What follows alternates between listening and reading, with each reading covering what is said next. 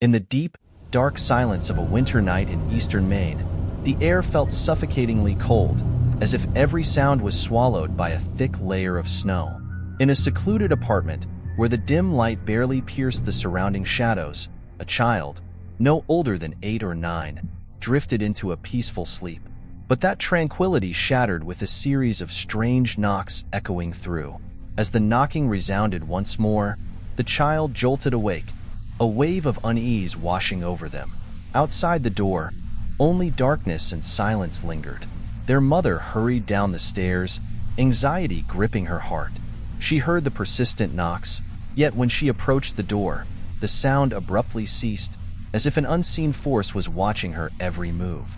When the police arrived and began their search, they discovered only peculiar footprints in the thin layer of snow, footprints that seemed to belong to a creature not of this world. They led into the dense woods, where light could never penetrate, hiding secrets that no human could fathom. A chilling sensation crept up the spine, as if something was waiting, poised to draw the curious deeper into an inescapable darkness. What lurks in the shadows? The eerie sounds, the mysterious footprints, and an indescribable fear are merely the beginning of a journey no one dares to imagine. This happened when I was younger, around 8 or 9 years old. I grew up on a reservation in eastern Maine, living with my younger brother and my mother. We resided in a 2-story multi-dwelling unit, or public housing, surrounded by a vast wooded area in our backyard. The deep woods were close, and it wouldn't take much to get lost, but I always enjoyed venturing out and was very familiar with the territory. It was late winter, with about 4 to 5 inches of snow covering the ground when I heard knocking on both the front and back doors at the same time, around 1 a.m. I noticed it first, and then my mother got up, telling my brother and me to stay in the room. She called the police and went downstairs to see if someone was actually at the door. The knocking continued, but as my mother got closer to the door, it suddenly stopped. There was no one visible outside. The police arrived not long after, their lights illuminating the front of our place. Neighbors came out to see what was going on, but they all said they hadn't heard or seen anyone. The police searched our property to see if someone was hiding or had run off, but they found nothing. The cruiser stayed in our parking lot for the majority of the night, just in case someone came back.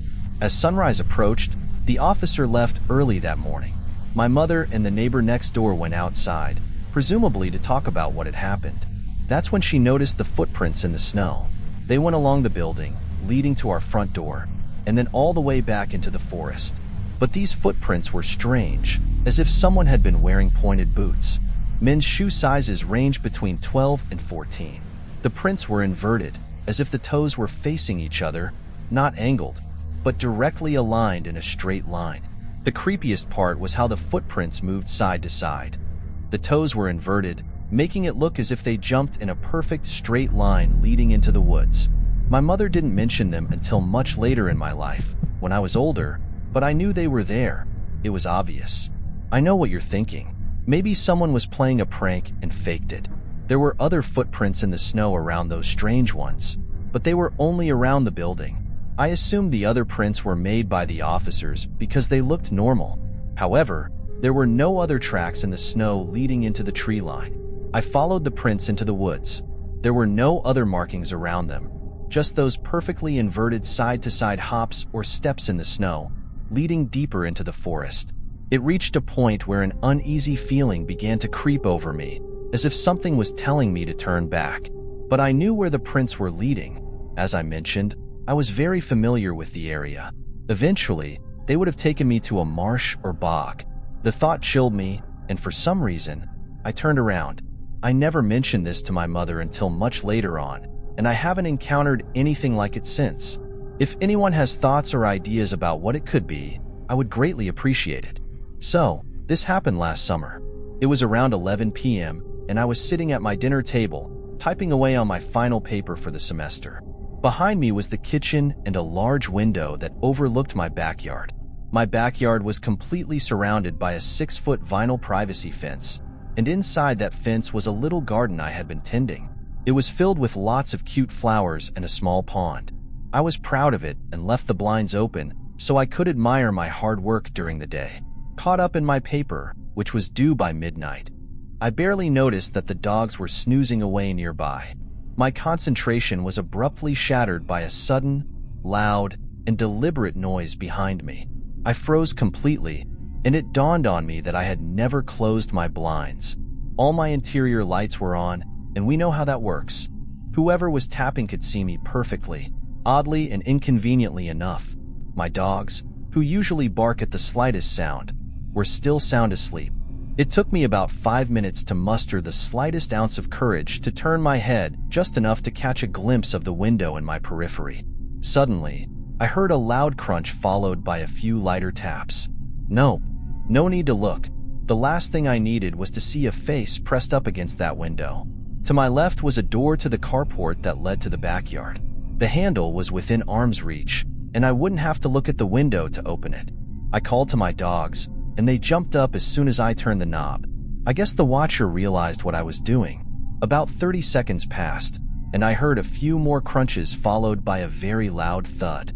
If you've ever heard a vinyl fence being smacked, you know it's a distinctive sound, and I knew they had jumped it. My dogs finally went wild, and I rushed to the window near that thud, quickly turning off the lights and closing the blinds. Thankfully, I caught a quick glimpse of a leg disappearing behind the corner of my neighbor's house.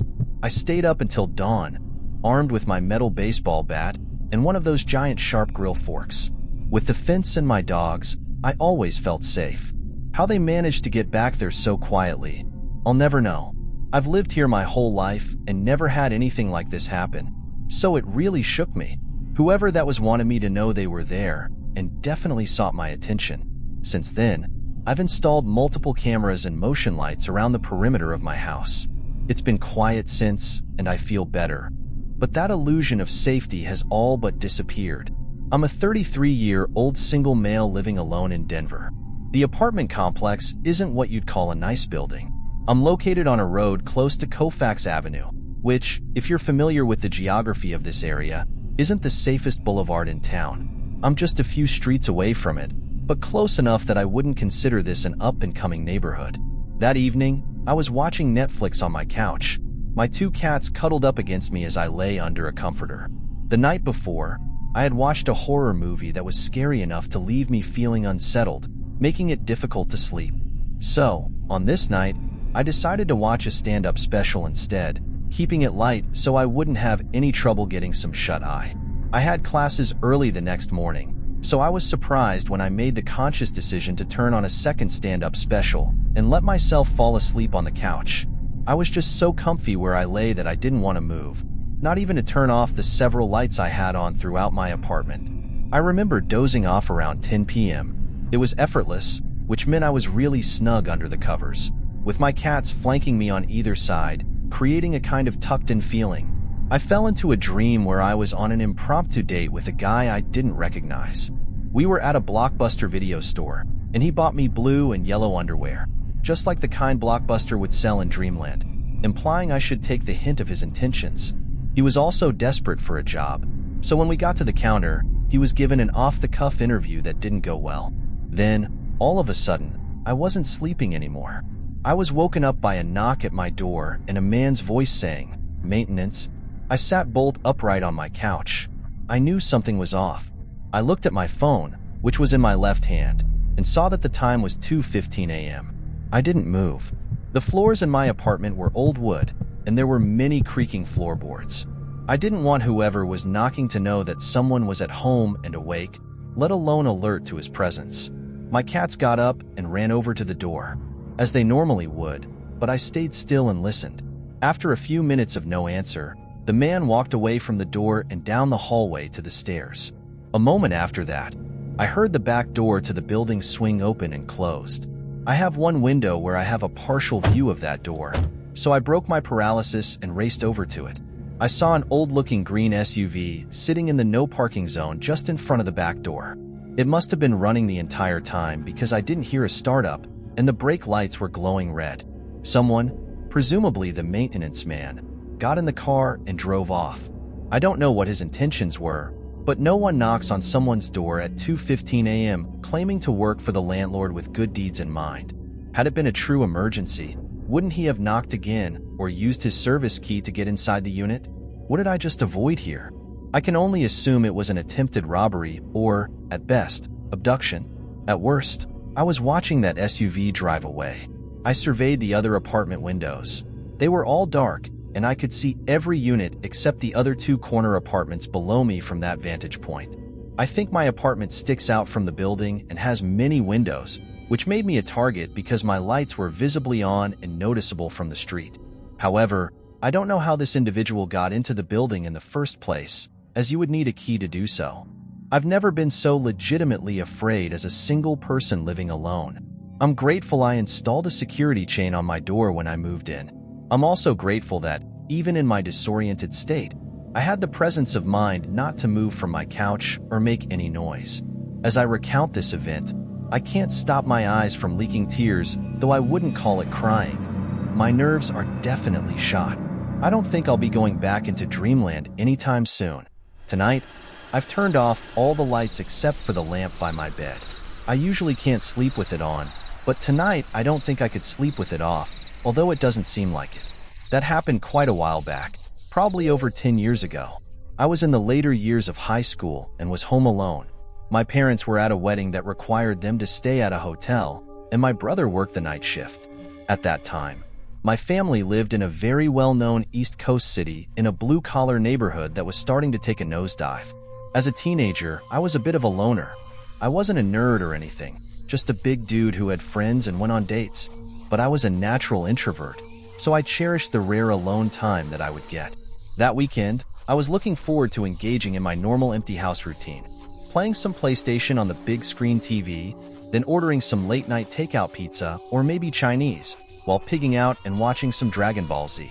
Then, around 2 a.m., I planned to fall asleep on the couch with my old dog, Cecil. Cecil was a beagle who was as old as the hills. He had been in our family for around 8 years.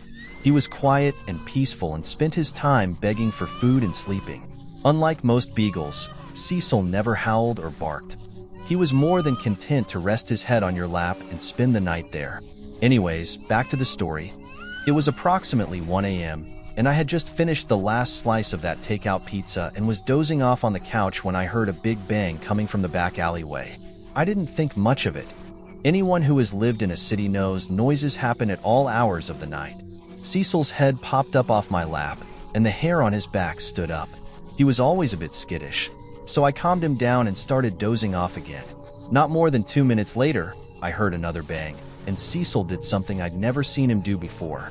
He jumped off the couch and ran like the wind toward the door leading to the basement, barking and growling like a dog twice his size. The look on his face reminded me of a German Shepherd, canine unit. I'd never seen him bark like that before, which got my adrenaline pumping. Amid the dog's barking, I could now make out a persistent banging. There was a seldom-used door in the basement that led to our back alleyway. It was old and rusted, extremely hard to open even with a key, and it made a lot of noise. I suddenly realized that someone was trying to break into my house through our basement door. A little bit of context for anyone who hasn't lived in a bad neighborhood. If someone tries to get into your house and moves on after realizing the door is locked, they want your stuff. But if someone is persistent, trying to get into your house despite the door being locked, well, they want you. Knowing this, I rushed upstairs to grab a heavy wooden baseball bat that I kept under my bed for situations just like this. Then, I headed down to my basement. I probably should have just run, but I was a macho teenager with a tough guy complex, and I had nowhere to go. As I was heading down the stairs to the basement, Cecil blew past me with the speed and aggression of a dog half his age. Suddenly, I heard a man's voice say, "Oh," and then the banging stopped. I didn't call the cops or anyone else, which was probably the dumbest thing I've ever done. I just sat up for the rest of the night with a bat in my hand. My brother came home the next morning, and I told him what had happened. We went to the basement door to take a look, and when we gave it a tug to open it, the entire door fell off. This psycho was one good shove away from getting into the house, but old Cecil scared him off. I'm pretty sure that lazy fat dog saved my life. When I tell this story, people dismiss his actions as just a dog doing what dogs are supposed to do. But when I say that Cecil never barked or moved fast in his life, you can take that to the bank. It was almost like he knew the urgency, like he knew that door was about to give. A few years back, we had to have him put down because he just had no will to live anymore. Before the injection, I got a moment alone with him. I thanked him one last time for his friendship and for what he did for me that night. At this point, I was a grown man with a wife and kids, and I'm more than convinced that none of that would have happened without old Cecil. Thanks, pal. I miss you. I live in a small town. If you blink, you'll miss it. The best we can boast about is a single stop sign and a gas station, which we only have because of the nearby highway. The actual semblance of a town is 20 minutes away, so when things get scary out here, it's definitely amplified. The occasional homeless person is not a big deal. They're often just drifting through. Drug addicts run rampant and will steal everything they can from your house, but it's normal out here. However, what happened a few years ago certainly wasn't normal. Originally, I was in a dead sleep in my bed. I only woke up because it was burning hot in my room, but it was summertime, and there wasn't much I could do about it. I just remember tossing and turning until I got that creepy feeling, the pit in my stomach. I glanced over to the bathroom door that was open with the light on. Everything seemed normal. I left the light on so I wouldn't trip and die if I had to pee in the middle of the night. Next, I glanced at the windows directly across from my bed. I had no curtains, but I did have a crappy set of blinds. Part of the blinds was broken from wear and tear, and the lousy AC output beneath it would make them move back and forth every so often. But this time, they were moving differently. It was as if someone was standing just outside the window, pushing the blinds aside. My heart raced as I squinted into the darkness, trying to make out a figure. The yard light was still on, but what made me stop was the outline at my window, a figure. It felt like someone was directly at my window, almost as if it was waiting for the blinds to move and watch me. I didn't have much imagination as a child, and that had been trained right out of me, but the sight was enough to pour every horror film into my head in that moment. I squeezed my eyes shut and pulled my blankets over my head, effectively sleeping in a cloth oven that night. By morning, the figure was gone. I remember running to my mom's room on the verge of tears, telling her about what had happened. She laughed at me like I was an idiot and told me it was probably just a stray cat that had climbed up there for one odd reason or another. I almost believed her, since my window was pretty high off the ground, but something just did not sit right. Later, when we were doing yard work, I glanced over at my window and saw one of our metal patio chairs had been pushed up to it. I pointed it out to my mom, who proceeded to chew me out. That's how the cat probably got up there. Stop leaving furniture everywhere. But I had moved it. It was heavy enough that I struggled with it. So we moved it back, and so began a pattern. At night, I'd see a figure, complain to my mom, and we'd find the chair moved back every single morning. This went on for weeks and weeks. My mother stopped caring about my concerns until one morning we saw where the outside screen in my window had been sliced open. I still remember her shaking her head and complaining about those damn stray cats that we had yet to see. I could tell she was unnerved by that development. I couldn't handle it anymore, so I opted to sleep in our living room that night. The only problem was our kitchen and living room were connected, which meant there were always several windows. The first night of my move went well.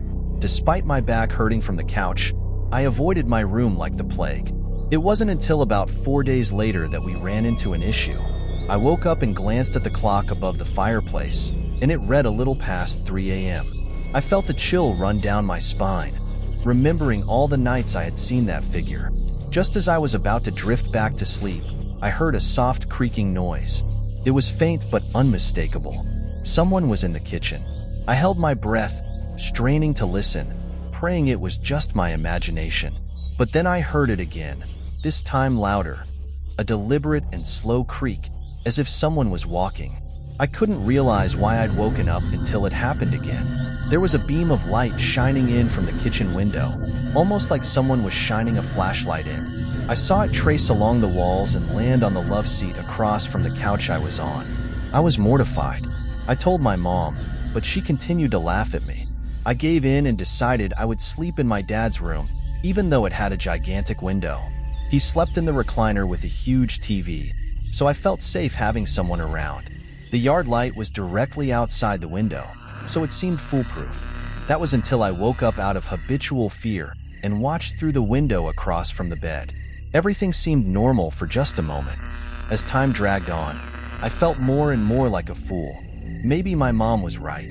That was until I saw a lone figure come out of the woods by the backyard shed, walk directly under the light, and head to the patio furniture like he'd been here plenty of times before. I still remember the large build the man had and the confidence he exuded, as if he was the one who lived here and wasn't creeping around my yard in the dead of night. I just remember listening to the TV until I fell asleep again, hoping to get another glimpse. My dad would have been pissed if I woke him up. He was grumpy on a good day and terrifying on a bad day. I didn't feel like risking it unless I had solid proof because I was scared. The next morning, my mom chewed me out again for the same patio furniture. It was now a routine, almost a month later, but this time something new had happened. She demanded I stop playing in the toolboxes of the garage. A bunch of tools had been taken out and left on our doorstep: screwdrivers, a large hammer, flashlights, etc. It wasn't me. I begged my mom. I pleaded with her to just stay up with me one night. We couldn't close our garage because it was an open carport, and I wasn't going to get my ass beaten for touching tools because of someone else. It was driving me mad. Finally, she agreed that night we would stay awake in the living room. I finally fell asleep before my mom did, but I remember her waking me up in a panic. She pointed to the window that faced the backyard, overlooked into our garage. We could see the top of someone's head as they walked back and forth. There was a sound of someone placing metal tools down on the brick steps, as if they were trying to be quiet but couldn't fully muffle it. She whispered for me to go wake my dad. My dad was angry, having been woken up in the middle of the night by his frantic daughter. He grabbed his pistol and headed out from the back door towards the front of the house where the garage was located. We heard my dad screaming and someone dropping tools, followed by the shot of a gun, twice. Frantic footsteps pounded out of the garage. It felt like they were coming from my chest. My mom peeked out the window and then opened the door. My dad stumbled in. He had missed both shots because of his unstable aim, but told us that there was a man crouching at our front door, looking at the door handle. None of us slept that night. In the morning, the law from the closest town arrived. They didn't do much but ask if anything else had been stolen, for a description of the man, and then told us to install cameras. That was it. They said the guy was probably just looking for something easy to steal for quick money. If that had been the case, why didn't he steal any of the tools, the generator, the welder, or break into any of the vehicles just sitting in the garage? We finally set up some hunting trail cameras around the house, but nothing has happened since. Coming home from college for the holidays, I still have nightmares about the incident years later, especially when I sleep in my own bed. I don't know what he was looking for or what could have happened that night if my dad had been just a few seconds later. Why he did the things he did. Whatever the case may be, man at the window, let's not meet. This happened a long time ago, the time I was living alone in a first-floor apartment. My girlfriend had been sick at the time and ended up in the hospital dealing with a rare disease. She recovered fine from it, but during those weeks, my life was pretty much go to work, go to the hospital, be with her, come back to the house for dinner, and then bed. It was Friday night and I was alone. So I decided to distract myself by reading and watching some videos on YouTube. Hours passed, and at 3 a.m., I was in bed with my iPad in hand, almost falling asleep when I heard it. I knew that sound pretty well. You see, outside right in front of my bedroom door, there was a long corridor that led directly to the kitchen.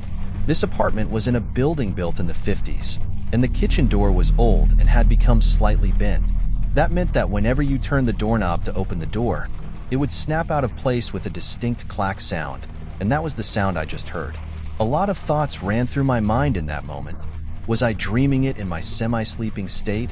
Or maybe the sound was real. What had happened was the doorknob's internal mechanism broke and it opened by itself. Or of course, maybe someone was in my house and they had just opened the door. At this point, my heart was racing and I started considering my options. I had a broomstick next to my bed. You may ask why I had it there, and to be honest, I had it exactly there because I lived alone and thought one day I might be in a situation like this where I would need some kind of weapon. My girlfriend even used to joke about it, but I guess my paranoia was now paying off in the most unfortunate of situations. So I decided I was going to take that stick in one hand and grab my cell phone in the other. I would open up my bedroom door while calling 911, and if no one else was in the apartment, I would just apologize to the operator on the other end of the line and explain the situation. However, back in those days, my cell phone wasn't yet a smartphone because it had this feature I found interesting. Even though I hardly ever used it, if you pressed on a couple of specific keys, it would start ringing like someone was calling you. It was meant to be used when you wanted to simulate that you were getting a call to get out of a boring conversation or tough situation. Clumsily, I pressed on those keys, and the phone started ringing. I quickly shut it up, but now it became clear inside the apartment that I was awake. If someone was outside my bedroom, they certainly heard it. What was going to happen? I stopped for a few seconds to hear my surroundings.